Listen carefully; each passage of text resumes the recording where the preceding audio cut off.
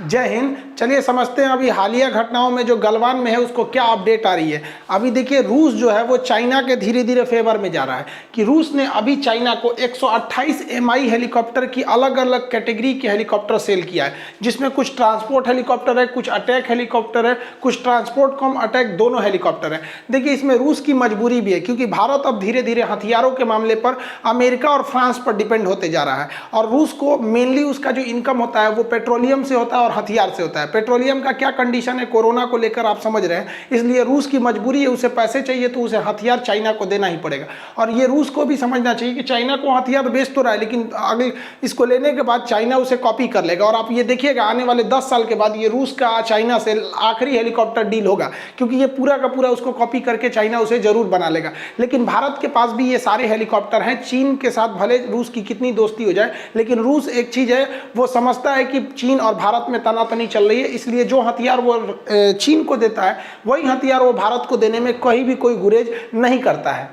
चीन हमें गीदड़ भपकी दे रहा था और लाउड स्पीकर पे चिल्ला रहा था कि ठंड के दिन आएंगे तो तुम भारतीय यहाँ से चले जाओ वरना ठंड में तुम्हारा क्या हाल होगा। तो भारतीय सेना को ठंड का एक काफ़ी अनुभव है और अभी जो पिछले दिन लेमुआ कमकासा ये सब जो समझौते पहले हुए थे और BECA समझौते के बाद अभी जो हालिया अपडेट आया है कि भारत अमेरिका से 11,000 जो स्नो सूट है उसे खरीद रहा है। ये कपड़े को खरीद लेने पर -30 डिग्री सेल्सियस पर भी कोई असर नहीं पड़ता है और गलवान के एरिया का जो टेम्परेचर होता है -15 से -20 जाता है, तो ये आराम से इसको रोक सकता है। साथ ही इसमें जो एमुनेशंस आएंगे वो और कैमोफ्लाइज को भी खरीदा जाएगा। तो ये जो समझौते हुए हैं उसका असर देखने को मिलने लगा है और चाइना ने इसका बौखलाहट में चाइना का जो मुख्य पत्र है ग्लोबल टाइम्स उसमें लिखा है कि भारत जो है अपनी गुट निरपेक्ष नीति की जो उसकी पुरानी परंपरा थी उसे अब छोड़ते जा रहा है। तो भैया हमारी गुट निरपेक्ष की परंपरा जवाहरलाल नेहरू के समय थी, उस वक्त सही भी था क्योंकि उस वक्त कोल्ड वार चल रहा था, हम किसी एक फेवर में जाते तो दूसरा हमें मार देता। लेकिन अभी के वक्त में हमें गुट निरपेक्ष का कोई पालन नहीं कर रहा है, दुनिया नहीं कर रही है, तो हम लोग भी अमेरिका की ओर शिफ्ट हो रहे हैं। इसमें चाइना का बौखलाहट सीधा दिख रहा है, वो पेपर में लिख रहा है और कह रहा है कि भारत को ऐसा नहीं करना चाहिए। और पिटा रहे हो तब समझ में आ रहा है कि भारत को नहीं करना चाहिए। और इससे कैमोफ्लेज से सबसे बड़ा फायदा क्या होगा कि उसमें छुपने में आसानी होगी। देखिए ना ये बर्फ पड़ रहा था, ये भाई जो हमारे सैनिक सब बर्फ में लेटे हैं, अब दूर से हेलीकॉप्टर पे क्या दिखाई देगा कि ये लोग मतलब कितनी हैं लोग। अभी आप भले आराम से देख सकते हैं कि कितने हैं, 2 फौजी हैं, स्नाइपर लेके मार सकते हैं, आराम से निगरानी कर सकते हैं क्योंकि भारत ने तो ब्लैक टॉप और वो जो काला टॉप पर्वत है उस पर कब्जा कर लिया। आपको लग रहा होगा ये आराम से दिख जाएंगे, तो ये कैमोफ्लेज देखिए ना, इसमें कितने फौजी दिख रहे हैं, दिखाई दे रहा है आपको कितने फौजी दिख रहे हैं, समझ में आ गया। अब चाइना को सबसे बड़ा डर ये सता रहा है कि सोच वहाँ फौजी आइयो है कि नहीं है। अब वहाँ पे यमराज सब खड़े हैं, सब देखिए, एक तो ये रामराज भाई, एक तो ये 2 दिख गए और यहाँ देखिए एक तो तीसरा यहाँ पर। तो कैमोफ्लेज का सबसे बड़ा फायदा है कि भाई ठंड से भी बच गए और हमें कोई देख भी नहीं पाएगा। चाइनीज अपने तो छोट छोट होता है, टहलेगा तो काट के बराबर कर देगा आदमी। चाइनीज हैकर्स जो थे वो मतलब भारतीय डाटा को बड़ा चुराते थे, इसलिए भारत सरकार ने पहले तो अपनी आर्मी पर्सन्स को कहा था कि वो व्हाट्सअप जैसे ये सब चीज़ों को यूज़ करने से बचे। लेकिन भारत सरकार के रक्षा मंत्रालय के अधीन काम करने वाला जो सिग्नल कोर्स है उसने भारतीय सेनाओं के लिए एक अलग से व्हाट्सअप जैसा एप्लीकेशन बना दिया है और उसे लॉन्च भी कर दिया गया है। इस एप्लीकेशन का नाम है सिक्योर एप्लीकेशन फॉर इंटरनेट, जिसे शॉर्टकट में SAI कहा गया है। ये आर्मी के लिए अवेलेबल होगा, थल सेना के लिए। इसमें सबसे बड़ी फायदा क्या होगा कि इसमें जो व्हाट्सएप की क्वालिटी होती है, आप चैटिंग कर सकते हैं, वीडियो कॉल कर सकते हैं, यही 2 मेन चीज होते हैं। रिकॉर्डेड वीडियो भी भेज सकते हैं, रिकॉर्डेड ऑडियो भेज सकते हैं और एंड टू एंड इनक्रिप्टेड होगा। मतलब आप अगर इधर से हेलो लिख के भेजते हैं ना तो उसके मोबाइल में हेलो आएगा, लेकिन बीच में ये जो डाटा जा रहा है हेलो, इसको कुछ कोड में भेजा जाएगा जैसे 985262 ये चीज। ये कोड का क्या मतलब होता है ये केवल इंडिया को पता होता है। ऐसे ही व्हाट्सएप में भी होता है लेकिन उसका सर्वर जो होता है वो अमेरिका में था, मतलब उसका जो डाटा सिक्योर हो रहा था अमेरिका में था, जिस वजह से भारतीय सेना उस पर 100% बिलीव नहीं कर रही थी। और ये जो हमारा अपना होगा इसका सर्वर हमारे पास रहेगा, यानी किसने मैसेज किया ये भी हमें पता है और किसने मैसेज भेजा वो भी पता, और मैसेज कहाँ स्टोर है वो भी हमारे ही पास पता रहता है यहाँ पे, समझ में आया। तो ये काफी अच्छा चीज है, लेकिन ये केवल और केवल आर्मी के लिए होगा क्योंकि आर्मी की जरूरतें लिमिटेड रहती है, इनको ये ग्राउंड फोर्स पे रहते हैं, ज्यादा दूरी नहीं रहती है। लेकिन नेवी और एयरफोर्स के लिए इस तरह के सॉफ्टवेयर बन रहे हैं क्योंकि एयरफोर्स का अलग एरिया होता है, वो हवा में काम करते हैं, वहाँ नॉर्मल नेटवर्क काम नहीं करता करता है वो थोड़ा हाई फ्रीक्वेंसी का रहना चाहिए। और वही कंडीशन नेवी के साथ है कि ये बहुत रिमोट एरिया में रहते हैं, वहाँ भी नॉर्मल हमारे मोबाइल फ़ोन वगैरह काम नहीं करते हैं। तो इस पर भी वर्क चल रहा है, हम उम्मीद करते हैं जल्दी इस पर कर लिया जाएगा। इसरो भी इसमें हेल्प करेगी, क्योंकि ये वाला जो चीज़ है इसमें बिना इसरो के नहीं हो पाएगा। और इस साल कोविड-19 की वजह से इसरो के बहुत सारे प्रोग्राम रुक गए थे, लेकिन नवंबर में 10 नवंबर के आसपास इसरो जो है 8 से 10 नवंबर के बीच में 10 सैटेलाइट छोड़ने जा रहा है। तो उसमें भारत के सैन्य सैटेलाइट भी हैं एक, जो बहुत महत्वपूर्ण है। तो इसरो इस पर लगातार काम कर रहा है और आने वाले कुछ समय में हमें एयरफोर्स और नेवी का भी एक डेडिकेटेड अपना सर्वर और एक एप्लीकेशन देखने को मिलेगा।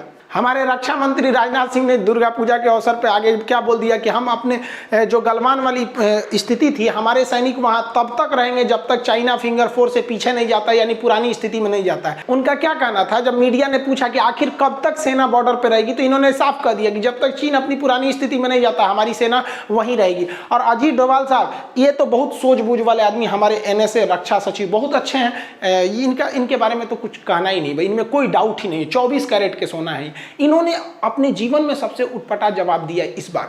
इन्होंने कह दिया कि दुश्मन जिधर से घुसेगा हम वहीं पर जवाब देंगे, मतलब जहां से हमला करेगा हम वहीं मारेंगे। तो लोगों का कहना है कि एक रक्षा सचिव को इस तरह से नहीं बोलना चाहिए। और इवन कि भारत सरकार के विदेश मंत्रालय ने सफाई दिया है कि अजीत डोभाल ने उस मैटर पर नहीं कहा था। लेकिन इतना बेवकूफ आदमी नहीं है ये। लेकिन आप ध्यान से समझिएगा, कंफर्म है ये आदमी इस चाइना को बहकाना चाह रहा है, क्योंकि चाइना का 61398 का नजर अजीत डोभाल पर है। और अजीत डोभाल ये समझ जाइए कि अगर इन्होंने कह दिया कि जहां से हमला किए वहीं हम करेंगे, तो कंफर्म वहां करने वाले नहीं है, कहीं और करने वाले हैं। और 61398 जो है उसको कंफ्यूज करने के लिए लो हम भी जो बचा काम है पूरा कर देते हैं। भाई हम भी कंफर्म कहते हैं कि अजीत डोभाल के बात से स्पष्ट होता है कि अगर युद्ध हुआ तो भारत गलवान के एरिया से नहीं घुसेगा, क्योंकि इतने बेवकूफ नहीं है जो बोलेंगे कि हम भी वहीं से घुसेंगे। अब 61398 चाइना का, अब उसको समझ में आएगा, कंफ्यूजन में है कि भैया अजीत डोभाल बोल रहे हैं कि वहां से घुसेंगे, और बाकी लोग को, हमको भी तो इतना लगता है कि ये भारत जो बोले हैं कि हम भी गलवान के एरिया से युद्ध करेंगे, वहां से नहीं होना यार। अब कंफ्यूजन में पड़ गया है चाइना का 61398। अब देखिए 61398 क्या है, चाइना की एक बहुत बड़ी बिल्डिंग है। इस बिल्डिंग में चाइना के खतरनाक हैकर्स रहते हैं, वो दुनिया के सब पर नजर रखे रहते हैं, खास करके सेना वाला मैटर पे। आपको क्या लगता है हम लोग के वीडियो उन लोग के पास नहीं जाते होंगे? उन लोग के पास 10 लाख पासवर्ड है, 10 लाख पासवर्ड, मतलब कॉमन पासवर्ड को लोग चुरा रखा है लोग वहां पर, इतने खतरनाक वो हैकर है सब। अब वो अजीत डोभाल के बात पर कंफ्यूजन में है सब। अब ये हैकर्स का दिन भर काम यही है कि पूरी दुनिया की हैकिंग करना है, पूरा ऑफिस बना हुआ है इस तरह से, ये पूरा हैकिंग करते हैं। जापान और कोरिया को तो तबाह करके रखे हुए हैं सब इन सबको। अब ये आइडिया लगा रहा है कि भारत कहाँ करेगा, देखेगा उघारे बैठा है। आप अरे टेंशन मत ले, लड़ाई होगा तो हम लोग उघारे कर देंगे तुमको, अभी से उघारे है। इसको लग रहा है कि सेना, भारतीय सेना को तकलीफ नहीं उठाना है बेचारा। अब आप भी बताइए ना, भारत किधर से हमला करेगा, गलवान से करेगा या अरुणाचल प्रदेश से या सिक्किम से करेगा, कोई ठीक नहीं। हमको तो लगता है काला पानी के एरिया से कर देगा, क्योंकि नेपालो ठंडा हो जाएंगे। लेकिन कुछ नहीं कर सकते हैं। अगर भारत को हमला इधर से करना रहता तो भारत ने अपने 2 जंगी जहाजों को चुपचाप सुमात्रा होते हुए दक्षिणी चीन सागर में क्यों पहुंचा दिया? हो सकता है कि नेवी से शुरुआत कर दे।